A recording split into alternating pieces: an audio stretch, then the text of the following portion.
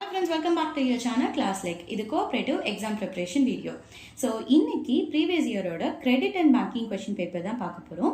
வீடியோக்குள்ள போறதுக்கு முன்னாடி நம்ம சேனலை ஃபர்ஸ்ட் டைம் பார்க்குறீங்க அப்படின்னா மறக்காம சப்ஸ்கிரைப் பண்ணிக்கோங்க. அண்ட் அதே மாதிரி cooperative exam preparationக்காக டெலிகிராமில் ஒரு குரூப் கிரியேட் பண்ணியிருக்கோம். அந்த குரூப்போட லிங்க் கீழே டிஸ்கிரிப்ஷனில் தரேன். ஸோ அதுலேயும் வந்து ஜாயின் பண்ணிக்கோங்க.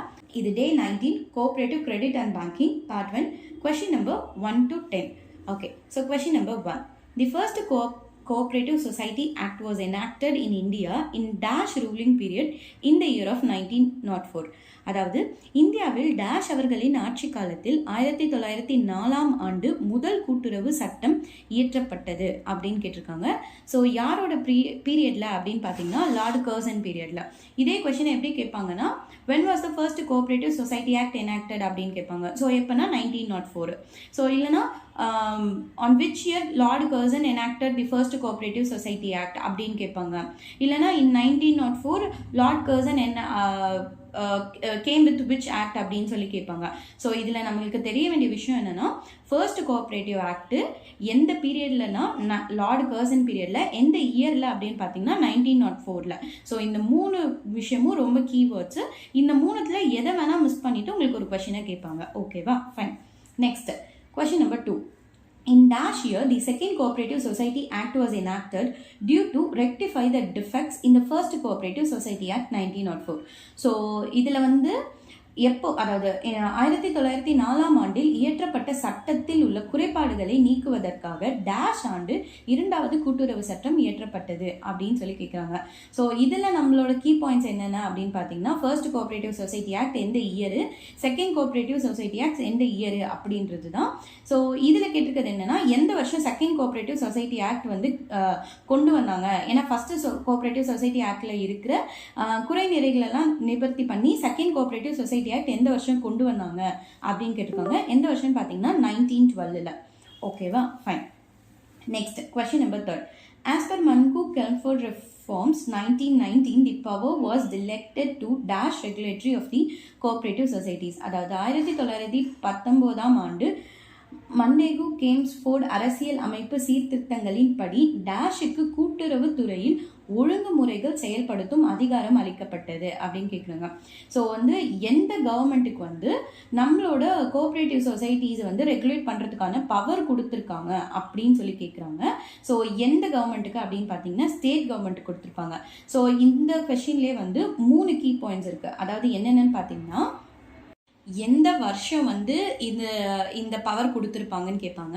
அதே மாதிரியே யார் வந்து, அதாவது எந்த அந்த மண்டேகு கேம்ஸ்ஃபோர்ட் அவங்களோட அரசியல் அமைப்பில் தான் இந்த சீர்திருத்தம் நடந்திருக்கும். ஸோ யாரோட அரசியல் அமைப்பில் அப்படின்னு கேட்டிருப்பாங்க. ஸோ இந்த மாதிரி அவங்களோட பேர் அண்ட் இயர் 1919 அண்ட் எந்த கவர்மெண்ட், ஸ்டேட் கவர்மெண்ட். ஸோ இந்த மூணுமே வந்து கீ பாயிண்ட்ஸு. நான் அந்த நேமை கொஞ்சம் தப்பாக உச்சரிக்கிறேன், அதை மட்டும் கொஞ்சம் பார்த்துக்கோங்க. ஓகேவா, fine. Next question number 4. First Central Land Mortgage Bank was formed in dash state. அதாவது முதலில் மத்திய நில அடமான வங்கியை ஏற்படுத்திய மாநிலம் எது அப்படின்னு கேட்குறாங்க. ஸோ எது அப்படின்னு பார்த்தீங்கன்னா ஆன்சர் வந்து தமிழ்நாடு. அதாவது இதுலேயே வந்து கொஷின்ஸ் நம்ம என்ன இது கூட ஆப்ஷன்ஸ் என்னென்ன பார்த்துக்கணும் அப்படின்னு பார்த்தீங்கன்னா ஃபர்ஸ்ட் லேண்ட் டெவலப்மெண்ட் பேங்க் வந்து எங்கே வந்துச்சு, எப்போ எங்கே வந்துச்சு அப்படின்னு சொல்லி பார்த்துக்கணும். ஸோ எப்போன்னு பார்த்தீங்கன்னா 1920ல் பஞ்சாப்ல ஜாஹன் அப்படின்னு JHANG ஜாஹன் அப்படின்ற ஒரு ஊர்ல தான் வந்து ஃபர்ஸ்ட் லேண்ட் டெவலப்மெண்ட் பேங்க் வந்து கொண்டு வந்திருப்பாங்க. ஓகேவா, ஃபைன். இப்போ நெக்ஸ்ட் வந்து எந்த ஆக்டில் அண்ட் இங்கே வந்து இங்கே எந்த பேங்க் வந்து வந்துச்சு அப்படின்னு சொல்லி கேட்பாங்க. நான் சொன்னது வந்து லேண்ட் டெவலப்மெண்ட் பேங்க். பட் இங்கே நமக்கு கொஸ்டின்ல என்ன இருக்குன்னா central land mortgage bank. So இந்த சென்ட்ரல் லேண்ட் மார்ட்கேஜ் பேங்க்ல ஃபர்ஸ்ட் வந்தது எந்த பேங்க், எப்போ அப்படின்றதெல்லாம் பார்க்கணும். அதாவது 1929ல் the Madras Cooperative Central land mortgage Bank அப்படின்னு சொல்லி கொண்டு வந்தாங்க. Central land mortgage bank limited அப்படின்னு சொல்லி கொண்டு வந்திருந்தாங்க. இது வந்து எந்த ஆக்ட் கீழே கொண்டு வந்திருப்பாங்க அப்படின்னு பார்த்தீங்கன்னா Tamil Nadu cooperative land development banks act 1934 அது கீழே தான் வந்து இதை கொண்டு வந்திருப்பாங்க. ஓகேவா, ஸோ ஒரு கொஸ்டினா அதுக்கு ரிலேட்டடாக இருக்கிற ஆக்ட் அண்ட் அதோட இயர் அண்ட் ஃபர்ஸ்ட் வந்து பேங்க் நேம்ஸ் அந்த மாதிரி வந்து பார்த்துக்கோங்க. ஃபைன். Next question number 5.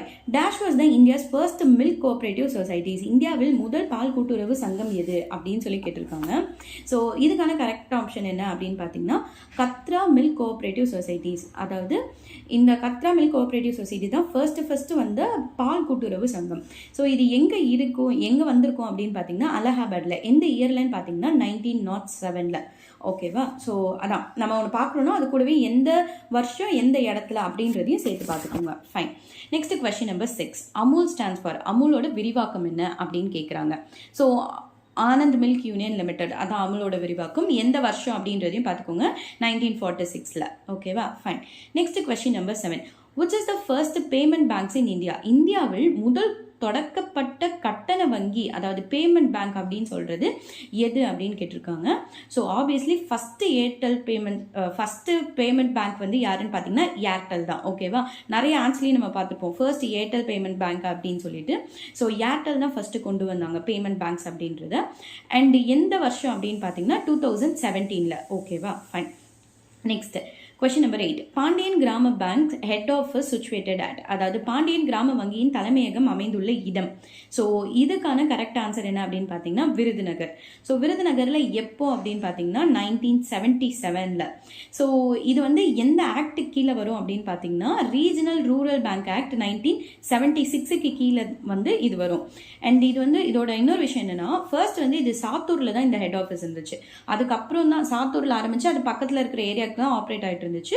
அதுக்கப்புறம் தான் இதோட ஹெட் ஆஃபீஸ் வந்து விருதுநகருக்கு மாற்றினாங்க. ஓகேவா? Fine. Next question number 9. The percentage of central government's share capital held with regional rural bankers. அதாவது பிரந்திய கிராமிய வங்கியின் மத்திய அரசின் பங்குத்தொகை சதவீதம் ஆகும் அப்படின்னு சொல்லி கேட்டிருக்காங்க. அதாவது ரீஜனல் ரூரல் பேங்கோட சென்ட்ரல் கவர்மெண்ட்டோட ஷேர் எவ்வளோ அப்படின்னு சொல்லி கேட்டிருக்காங்க. ஸோ ரீஜனல் ரூரல் பேங்க்ல சென்ட்ரல் கவர்மெண்ட் ஷேர்னு பார்த்தீங்கன்னா 50%. ஓகேவா?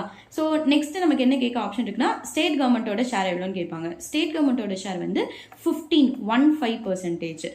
ஸோ அதே மாதிரியே பேலன்ஸ் இருக்கிற 35% வந்து ஸ்பான்சர்ஸ் பேங்க் பண்ணுவாங்க. ஓகேவா? ஸோ இந்த மாதிரி எது ரிலேட்டடாக இருக்கோ அதையும் சேர்த்து பார்த்துக்கோங்க. Next question number 10.